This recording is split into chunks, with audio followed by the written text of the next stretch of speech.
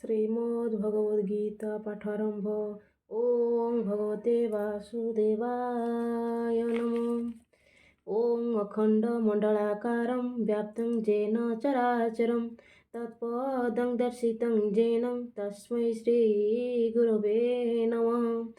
शुक्लांबरधरं विष्णुं शशिवर्णं चतुर्भुजं प्रसन्नं वदनं ध्याये सर्वविघ्नम् उपशान्तये।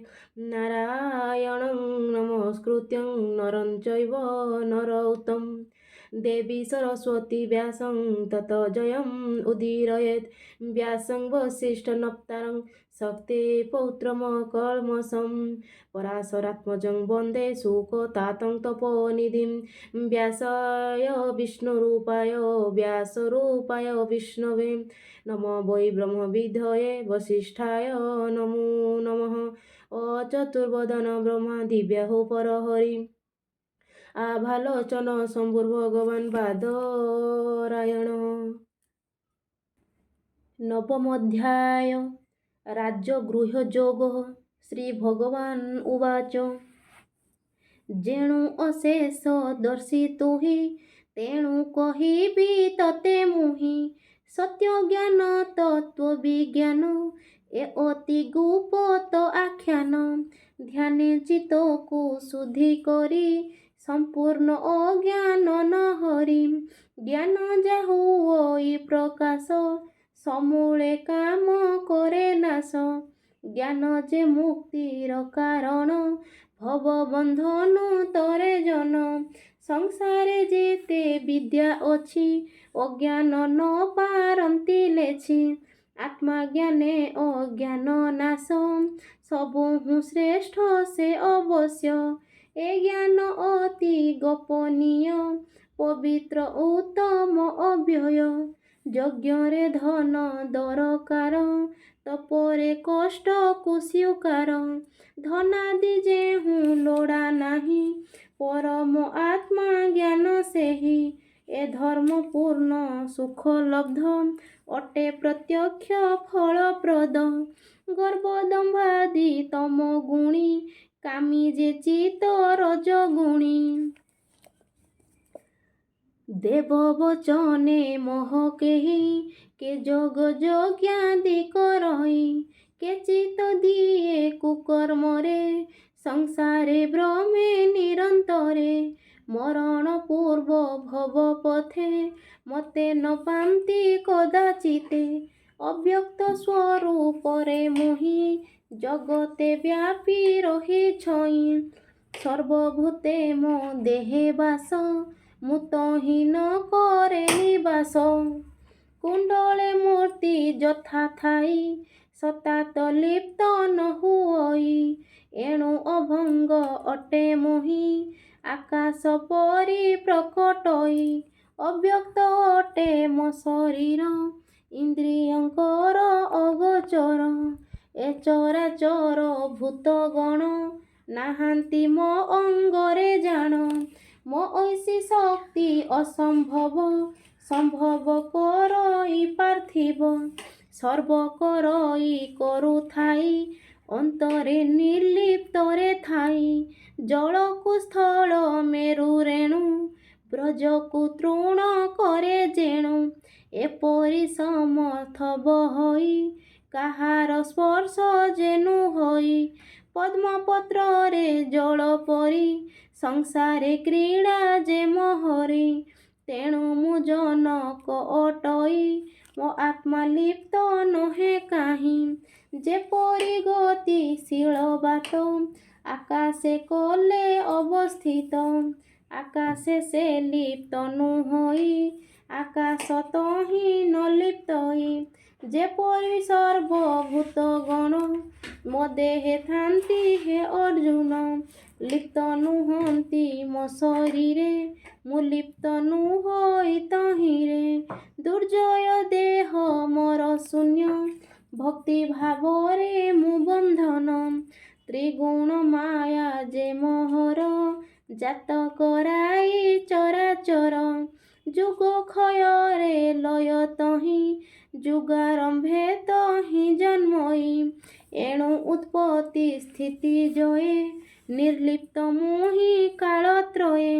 ଏ ଯେତେ ଭୂତ ଏ ଜଗତେ ପ୍ରକୃତି ବଶ ପରାୟତେ। ପ୍ରଳୟ କାଳ ଯେ ହୋଇଲେ ମାୟାରେ ଲୟ ହନ୍ତି ହେଳେ। ପ୍ରକୃତି ଶକ୍ତିର ବଳରେ ପୁଣି ଜନ୍ମ ଏଇ ଜଗତରେ।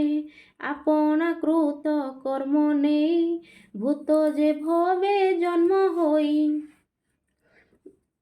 ମାୟା ସାହାଯ୍ୟେ ଯେ ଈଶ୍ୱର ସର୍ଜନା କରେ ବାରମ୍ବାର। କର୍ମ ସମୂହ ଯେ ଜଗତେ ବାନ୍ଧି ନ ପାରେ କେବେ ମତେ। କର୍ମେ ମୁଁ ଆସକ୍ତ ନ ହୋଇ ଉଦାସୀନରେ ଥାଏ ରହି। କାମାଭିମାନୀ ଯେ ଅଟଇ କର୍ମ ବନ୍ଧନେ ପଡ଼େ ସେହି। କାମନା ଅଭିମାନ ଯେହି ଭେଦିଛି ଉଦାସୀନ ସେହି। ହେ ପାର୍ଥ ମନେ ହେତୁ କର ସନ୍ନିଧାନ ଅଟେ ମୋହର। ମୋର ତ୍ରିଗୁଣ ମହାବଳେ ଜଗତ ପ୍ରସରଇ ହେଳେ। ପୁଣି ମୋ ମାୟାର ବଳରେ ଲୟ ଉତ୍ପତ୍ତି ବେଳେ ବେଳେ। ସର୍ବଭୂତରେ ଶ୍ରେଷ୍ଠ ତତ୍ତ୍ୱ ମହେଶ୍ୱର ରୂପେ ମୁଁ ସ୍ଥିତ। ମୋତେ ଯେ ଜାଣି ନ ପାରଇ ଅବଜ୍ଞା ମୋତେ ସେ କରଇ। ନର ଶରୀର ଦେଖି ମୋର ଅବଜ୍ଞା କରନ୍ତି ଯେ ନର। ଭକ୍ତର ଭକ୍ତି ଇଚ୍ଛା ବଳେ ମୁଁ ଦେହ ଧରେ ଏସୟଳେ। ଦୁର୍ଜୟ ଦେହ ଶୂନ୍ୟ ମୋର ବନ୍ଧନ ଭକ୍ତର ଭାବର। ବିବ୍ୟକ୍ତି ଭକ୍ତ ଯେ ଚିନ୍ତଇ ପରମ ପଦ ବସେ ଯାଇ। ଯେ ମାୟା ତମ ଗୁଣ ପୂର୍ଣ୍ଣ ରାକ୍ଷସୀ ସେହି ହିଂସାପୂର୍ଣ୍ଣ। ଦର୍ପ ସାହସ ଅହଙ୍କାର ଧରି କୁକାର୍ଯ୍ୟ ଲୋଭେ ନର। ରଜଗୁଣୀ ମାୟା ଯେ ପୂର୍ଣ୍ଣ ସୁଖ ଭୋଗରେ ଦିଅନ୍ତି ମନ। ଅସୁରୀ ମାୟା ଏ ଅଟଇ ନାନା ଦେବା ଦେବୀ ପୂଜଇ। ଏ ଦୁହେଁ ମାୟା ଫାନ୍ଦେ ପଡ଼ି ଜ୍ଞାନ ବିବେକ ପଥ ହୁଡ଼ି। ନିଷ୍ଫଳ କାମ ଦୁରାଚାରୀ ବିଫଳ କର୍ମେ ତର୍କ କରି। ମୋତେ ଏପରି ନର ଜାଣ ଅବଜ୍ଞା କରଇ ଯେ ପୁଣ। ଯେ ଯୋଗୀ ସାତ୍ୱିକ ଅଟଇ ସେହି ମହାତ୍ମା ମୋତେ ଧ୍ୟାଇ। ଜଗତ କାରଣ ଅବ୍ୟୟ ଭାବି ସେ ମୋତେ କରେ ଲୟ। ରାଜସ ତାମସ ଯେ ନର ନ ଚିହ୍ନେ ମୋହର ଶରୀର।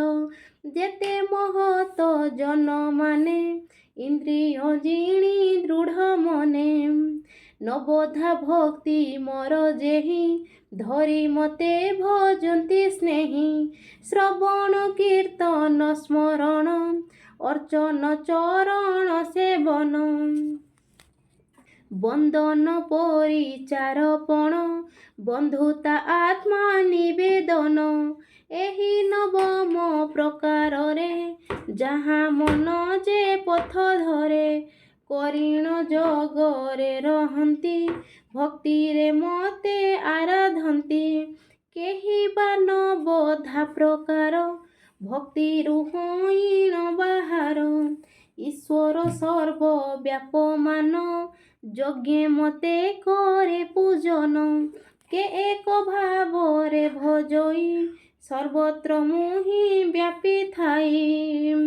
ଯେତେକ ଯଜ୍ଞ ମୁଁ ଅଟଇ ପିଣ୍ଡାଦି ସ୍ୱଧା ମୁଁ ବୋଲାଇ। ମନ୍ତ୍ର ଔଷଧ ଆଦି ମୁହିଁ ଘୃତ ଅଗ୍ନି ଯେ ମୁହିଁ ହୋଇ। ମୋହ ସ୍ୱରୂପ ଅଟେ ମୋର କ୍ରିୟାକାଣ୍ଡରେ ଯେ ବିସ୍ତାର। ମୋ ସତ୍ତା ସବୁଠାରେ ଥାଇ ଜାଣ ଅର୍ଜୁନ ମନ ଧ୍ୟାଇ। ମୋ ଦେହୁ ଜଗତରେ ଜାତ ତେଣୁ ମୁଁ ଅଟେ ତାତ ମାତ। ନିମିତ୍ତ ଉପାଦାନ ଦୁଇ କାରଣ ଯେଣୁ ମୁଁ ଅଟଇ। ଶୁଭ ଅଶୁଭ ଫଳଦାତା ତେଣୁ ସଦର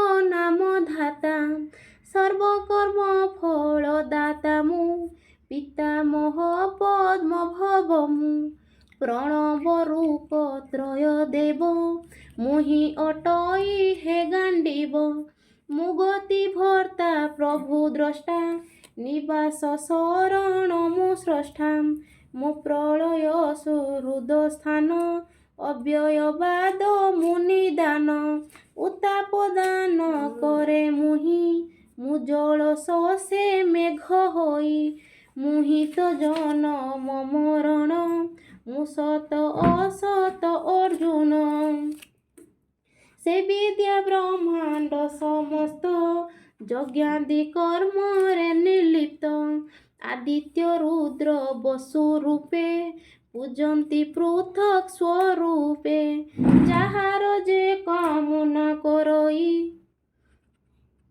ସ୍ୱର୍ଗାଦି ସୁଖକୁ ଇଚ୍ଛଇ ଦେବଙ୍କ ଠାରୁ ମୁହିଁ ଭିନ୍ନ ତାହାଙ୍କ ଥାଏ ସେହି ଜ୍ଞାନ ଶରୀର ଅନ୍ତେ କର୍ମ ଫଳ ଇନ୍ଦ୍ରଲୋକରେ ସୁଖ ମିଳେ ଯେ ସ୍ୱର୍ଗକାମୀ ସ୍ୱର୍ଗପୁରେ ବିପୁଳ ସୁଖ ଭୋଗ କରେ ତାହାର ପୁଣ୍ୟ ହେଲେ କ୍ଷୟ ମର୍ତ୍ତେ ଜନ୍ମଇ ଧରି ଦେହ ବେଦ ଧର୍ମର ଫଳ ଏହି ଫଳ ଭୋଗରେ ଆଶା ଥାଇ ତେଣୁ ସେ ନ ଭୋଗଇ ମୁକ୍ତି ସୁଖ ଦୁଃଖକୁ ଭୋଗୁଥାନ୍ତି ସେମାନେ ମୋତେ ନ ଭଜନ୍ତି ମଧ୍ୟାହ୍ନେ ଅନୁରକ୍ତ ଥାନ୍ତି ତାଙ୍କ ଏକାଗ୍ର ଚିତ୍ତ ଜାଣି ମୁକ୍ତି ଦିଅଇ ଯାଚି ପୁଣି ଯେ ଅନ୍ୟ ଦେବତା ପୂଜନ୍ତି ଦେବ ପୂଜିବା ଫଳ ପାନ୍ତି ଯେଣୁ ତାଙ୍କର ଭେଦ ଜ୍ଞାନ ମୁକ୍ତି ସେ ନ ପାନ୍ତି ଅର୍ଜୁନ ସକଳ ଯଜ୍ଞ କର୍ତ୍ତା ମୁହିଁ ମୁଁ ସର୍ବକର୍ମ ଫଳ ଦେଇ ସକାମୀ କର୍ମୀ ୟା ନ ଜାଣେ ଯଜ୍ଞାଦି ବେଦ ବିଧେ ଜ୍ଞାନେ ଏହେତୁ ଜନମ ମରଣ ଲୋଭଇ ସେ ଭବ ବନ୍ଧନ ଯେ ଯେଉଁ ଦେବତା ପୂଜଇ ଅନ୍ତେ ସେଠାରୁ ସେ ଗମଇ ରାଜସ ତାମସ ସାତ୍ୱିକ ତିନି ପ୍ରକାର ଉପାସକ ସାତ୍ୱିକ ରୁଦ୍ରକୁ ପୂଜଇ ଅନ୍ତେ ସେ ରୁଦ୍ର ଲୋକେ ଯାଇ ରାଜସ ପୂଜେ ପିତୃଦେବ ଜୀବନ୍ତ ଅନ୍ତେ ତହିଁ ଠାବ ତମ ଗୁଣୀ ଯେ ଲକ୍ଷ ଲକ୍ଷ ଦେବୀ ବିନାୟକ ପୂଜକ ଅନ୍ତେ ସେ ସ୍ଥାନ ସେଠି ପାଏ ଏକଥା ଅଟଇ ନିଶ୍ଚୟ ଏ ସର୍ବ ଯେଣୁ ନୁହେଁ ସ୍ଥାୟୀ ମୁକ୍ତି ସେ ପାଇବ କାହିଁ ମୁହିଁ ଅବ୍ୟୟ ଅବିନାଶୀ ଭବେ ଯେ ସେ ମୁକ୍ତି ପ୍ରୟାସୀ ମୋହର ବଶ ଏ ଜଗତ ମାତ୍ର ମୁଁ ଭକ୍ତିରେ ବସତ ଭକ୍ତିରେ ପତ୍ର ପୁଷ୍ପ ଫଳ ଦେଲେ ତା ମୁଁ ମଣେ ବହୁଳ ଦେଇ ଭଜିଲେ ଭକ୍ତି ଭରେ ମୁକ୍ତି ଲଭନ୍ତି ସେ ନରେ ଏ ପାର୍ଥ ସଂସାର ମଧ୍ୟରେ କର୍ତ୍ତବ୍ୟ କର୍ମ ଯାହା କରେ ମହର ଯଜ୍ଞ ଦାନ ଯାହା ମୋତେ ସମର୍ପି ଦିଅ ତାହା ନିଜର ବୋଲି କିଛି ନାହିଁ ସର୍ବ ମୁଁ ମୋତେ ସମର୍ପଇ ଏ ଭାବେ କର୍ମ କର ଯେବେ ସନ୍ନ୍ୟାସ ଭାବ ଏ ପ୍ରସ୍ତାବେ କର୍ମ ବନ୍ଧନ ନ ଲାଗଇ ଶୁଭ ଅଶୁଭେ ତସ ଥାଇ ଏ ଯୋଗ ମୁକ୍ତି ଦେବ ତତେ ପ୍ରାପତ ହେବୁ ନିଶ୍ଚେ ମତେ ଜଗତେ ଜୀବ ଗଣ ଯେତେ ସର୍ବେ ସମାନ ମୋର ଚିତେ ମୋହର ପ୍ରିୟା ପ୍ରିୟ ନାହିଁ ଶତ୍ରୁ ମିତ୍ର ମୁଁ ନ ଜାଣଇ ଯେ ଭକ୍ତି ଭରେ ଭଜେ ମତେ ମତେ ଦେଖଇ ସେ ଜଗତେ ମୁହିଁ ତାହାଙ୍କ ପାଶେ ଥାଇ ସେମାନେ ମୋ ପାଶରେ ଥାଇ ଅତ୍ୟନ୍ତ ପାତ କି ଯେ ନରମ ଭକ୍ତିରେ ପୂଜେ ମୋ ପୟର ଯତ୍ନରେ ଗଲେ ସାଧୁ ସେହି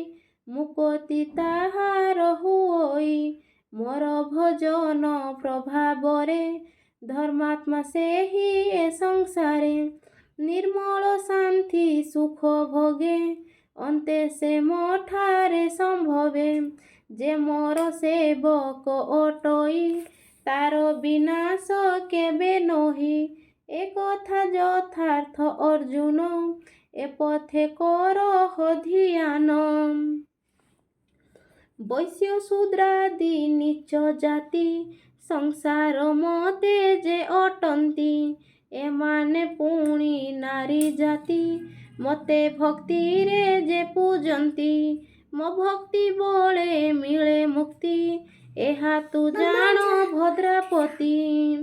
ପୁଣି ପବିତ୍ର ଦ୍ୱିଜବର ରାଜର୍ଷି ଅଟନ୍ତି ଯେ ନର ଭକ୍ତି କରିଲେ ମୁକ୍ତି ପାନ୍ତି ଉଚ୍ଚ ନିଚ ନ ଭାବେ ମତି ଜନ୍ମ ମରଣ ଶୋକ ରୋଗ ସୁଖାଦି ଭୋଗ ଏ ଜୀବ ଏଣୁ ସଂସାର ମୋହ ତେଜ ମୋହର ପାଦେ ମନ ଭଜ ମଠାରେ ସଦା ରଖ ମନ ଭକ୍ତିରେ ପୂଜ ମୋ ଚରଣ ଏକାଗ୍ରେ ଭଜିବୁ ତୁ ଯେବେ ମତେ ପ୍ରାପତ ନିଶ୍ଚେ ତେବେ ମୋ ବିନା ଜୀବ ପରିତ୍ରାଣେ ସଂସାରେ ନାହିଁ ଅନ୍ୟ ଜଣେ ଏ ସାଧୁ ଦୋଷ ମନ ଧର କହଇ ବାସୁଦେବ ଛାର।